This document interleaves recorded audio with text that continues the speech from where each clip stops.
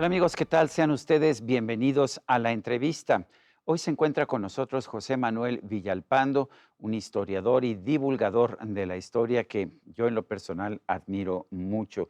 Y José Manuel Villalpando, quien ha publicado más de 40 libros y actualmente es secretario académico de la Escuela Libre de Derecho, acaba de publicar un nuevo libro que a mí me ha llamado poderosamente la atención. El libro se llama Los Libertadores toman café, y no es una obra de historia ni de narrativa, sino es una obra de teatro.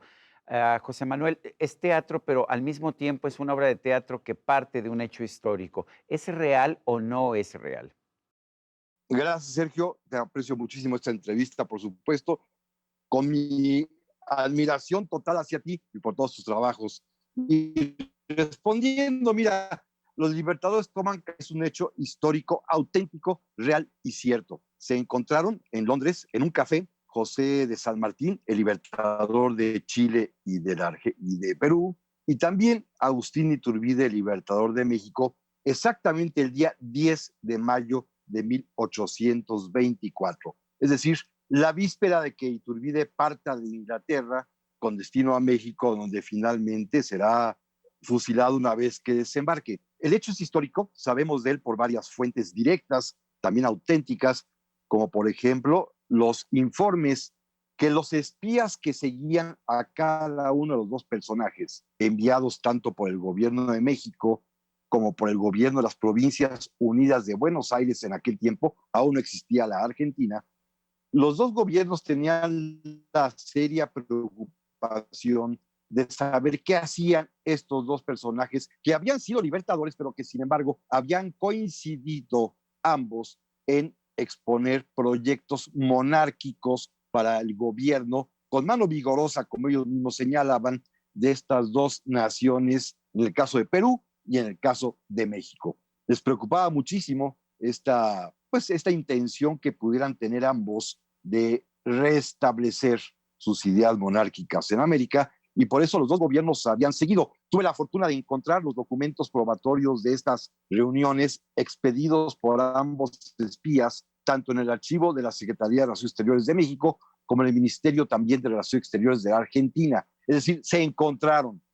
También tenemos un Oye, testimonio adicional del... Sí, y, sí, Sergio, y si es perdón. cierto que tomar un café, uno pensaría que en Londres tomarían té, pero bueno, esa es una pregunta absolutamente irrelevante que me parece interesante. ¿Sí tomaron café? ¿Eso sí Sí, lo tenemos registrado? está registrado que fue café porque fue en la mañana. El encuentro fue matutino, entonces tomaron café. También sabemos del encuentro porque el sobrino de Iturbide, José Ramón Maldo, dio cuenta de él. Él estaba presente, participó en estos días del exilio de Iturbide, también contó exactamente lo mismo. Partiendo pues de estas pruebas históricas irrefutables de que sí se encontraron, pero que tienen la laguna de que los espías no alcanzaron a saber. El espionaje de aquel tiempo era seguir a los personajes, enviaban sus informes y llegaban a América 2 o 3 meses después, por supuesto. No alcanzaron a saber de qué hablaron. Partiendo de esta idea, hice una conjetura lo más verosímil posible y a mi juicio solamente podían hablar de aquello que les era común. No tanto ser libertadores, porque ir a pavonearse los dos de sus obras libertarias pues era un poco ridículo en una circunstancia así, pero en cambio sí podían platicar del proyecto común monárquico, de lo que cada uno intentó y cómo cada uno fracasó. Esto es quizás la parte más interesante. Normalmente los mexicanos somos muy ajenos a la historia sudamericana. Sí, Sergio, perdón. Sí, sabemos que Iturbide no es un héroe, al contrario, se ha convertido en un villano en la historia patria, pero José de San Martín sí es un héroe en la historia nacional argentina. ¿Por qué este trato distinto si tenían finalmente ideologías similares? Claro, bueno, en Argentina es un héroe actualmente, pero lo es en realidad a partir de mediados del siglo XX, cuando fueron recuperados sus restos, porque él fallece en el exilio perpetuo que se había autoimpuesto en Francia y se convierte en una figura mítica, casi con la ascensión de Perón al poder. Hay unos paralelismos ahí históricos del uso de la historia como elemento político a partir de la llegada de Perón al poder. Eso sí es algo irrefutable. Pero el problema está en que en el Perú, San Martín había intentado un proyecto monárquico. En México, Iturbide lo intentó y fracasó, como sabemos, pero ambos proyectos van en contra de las ideas de las logias masónicas de ese momento.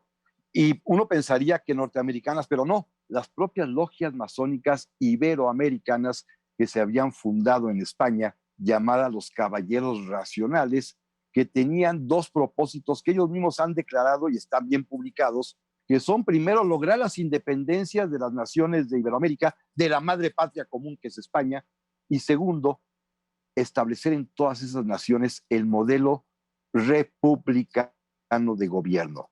Esto pues es lo que de alguna manera desquicia a el sistema ya iberoamericano establecido en todos los países, fundamentalmente los dos, Iturbide y San Martín, que repito, los mexicanos ignoramos mucho de la historia sudamericana, como que no vemos hacia abajo, geográficamente hablando, por alguna razón extraña, quizás el trauma del hermano mayor, que no quiere saber de los hermanos menores, pero cuando uno comienza a investigar se da uno cuenta que son historias que corren por vías paralelas, con los mismos conflictos de siempre, que podríamos simplemente tipificar con las palabras de moda, liberales conservadores que han existido en los 200 años de vida independiente de todas las naciones del continente, en este caso las que nos independizamos de España. Lo más curioso y que me sorprendió mucho más es que este café que toman los dos libertadores, que es auténtico, hay un tercer personaje ausente, pero al cual se refieren de él, lo evocan constantemente y los dos llegan a la conclusión, como está bien demostrado hoy en día en las investigaciones históricas más modernas, que el obstáculo mayor al proyecto monárquico mexicano y el obstáculo mayor al proyecto monárquico peruano provinieron de la Gran Colombia, es decir, del tercer gran libertador de América, Simón Bolívar. Hoy sabemos que, gracias a los estudios históricos, el enviado diplomático, no es embajador, ministro diplomático de Simón Bolívar en México, Miguel de Santa María, y el mismo personaje con la misma función, Joaquín Mosqueda, en el Perú, los dos obstaculizaron a ambos libertadores, los dos hicieron cuestiones similares, publicar inclusive textos muy parecidos para defender las ideas republicanas, y los dos libertadores llegan a la conclusión de que es Bolívar el causante de que se opongan los pueblos a las monarquías. José Es Manuel, una paradoja histórica mucho más. Sí, sí, Sergio. sí, José Manuel, tú te refieres al, al tercer gran libertador y hablas de Agustín de Iturbide como libertador. A muchos mexicanos les cuesta trabajo pensar en Agustín de Iturbide como libertador. Cuéntanos, ¿por qué sí es un libertador? Bueno, es que efectivamente Iturbide, como todo ser humano, tiene sus dos lados de la moneda.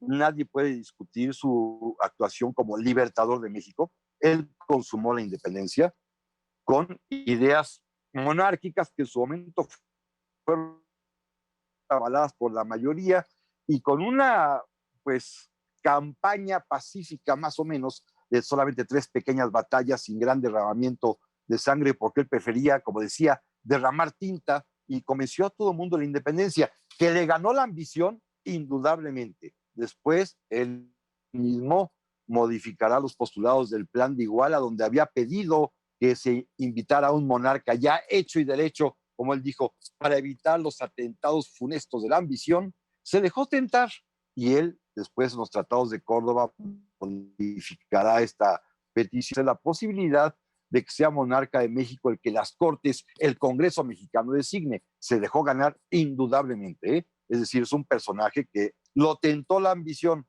había consumado una gran obra y no supo, como lo hizo sí San Martín, retirarse a tiempo. Aquí sí le ganó. Pero sí es el libertador, indudablemente eso no queda duda, aunque después empañaría esta gloria al convertirse en emperador. Dicen que una cosa era Iturbide y otra cosa era Agustín I. Y esto efectivamente pues va a ocasionar pues una molestia en Bolívar, que estaba comprometido con el sistema republicano.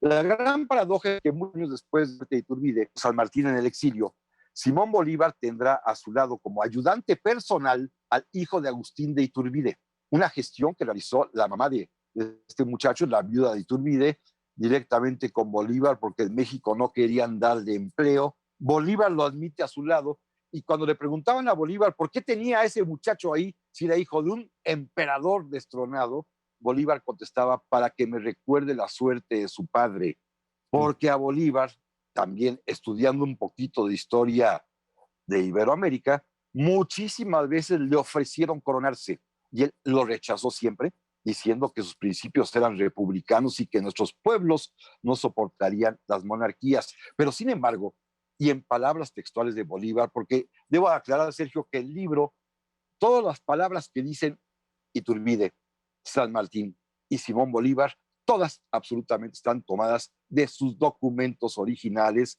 cartas, proclamas o cualquier otro tipo de escrito de pluma y mano de ellos tres. Bolívar rechazó siempre la corona, pero estaba de acuerdo en que estos pueblos requerían un gobierno vigoroso, fuerte, y la manera que él sugería era con un sistema republicano, con un presidente al frente, pero que este presidente fuera vitalicio. Mm. Y esto es quizás lo más interesante de todo, porque era pues lo mismo, pero con el ropaje republicano. ¿Por qué una obra de teatro, José Manuel? ¿Por qué no hacer simple y sencillamente un ensayo, una crónica como has hecho con anterioridad?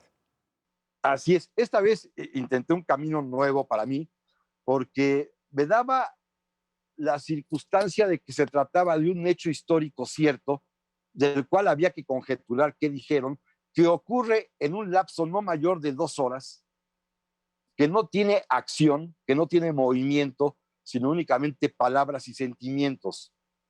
Entonces pensé que quizás el camino más seguro para poder recrear, revivir lo que pudieron haberse dicho estos dos personajes importantes, era seguir un poquito el rumbo que había señalado otro gran escritor español, que por cierto cumplió 100 años de muerto este año, Benito Pérez Galdós, que es el, digámoslo así, introductor en México, en el habla castellana, Sí. de la novela dialogada, que es una especie de incipiente teatro, hoy diríamos hasta incipiente guión de televisión o de película. Este fue el motivo: concentrar en palabras y sentimientos un suceso que no tiene acción porque está nada más frente a frente tomando café.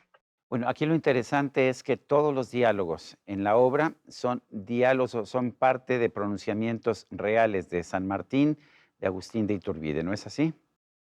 Efectivamente, totalmente es así. Está tomado directamente de sus propios documentos, justamente que nos permiten comprobar, y me lo permitieron a mí cuando estudié, el que los proyectos eran tan similares, tan idénticos. Claro, era la lógica del tiempo. En ese momento no había más experiencias republicanas que las muy sangrientas de Francia, la de Estados Unidos, que a ellos les parecía ajena, y lo que estaba haciendo Bolívar en la Gran Colombia. Entonces, el sentir mundial, digámoslo así, de la cultura occidental, era la monarquía. No era ajeno, pues, el concepto monárquico a ellos, y pensaron que era la manera para Iturbide y para San Martín más lógica para gobernar estos pueblos que estaban literalmente en una infancia y que salían de pronto de los 300 años de dominación, y que sería muy complejo establecer una vía democrática de inicio. Por eso pensaron en las monarquías, aunque Bolívar pensaba mejor en la presidencia vitalicia. José Manuel Villalpando, autor de Los Libertadores toman café, una obra publicada por Editorial Grijalbo. Gracias por ayudarnos a entender no solamente la obra, sino estos dos personajes tan interesantes de la historia de Latinoamérica. Muchas gracias, José Manuel, como siempre. A ti, Sergio, muy amable, solamente aclararía que son personajes casi desconocidos, ¿eh? Así es. Aún para los propios mexicanos, si tú mire, y no se diga que no sabemos mucho de los sudamericanos, y la moraleja es que pues ya desde entonces estaban las tentaciones de las presidencias vitalicias en nuestros países. Muchas gracias, José Manuel Villalpando, y a usted, amigo televidente, que hace posible este programa, se lo agradezco también. Esto es todo por hoy, pero no se le olvide. Nos vemos la próxima.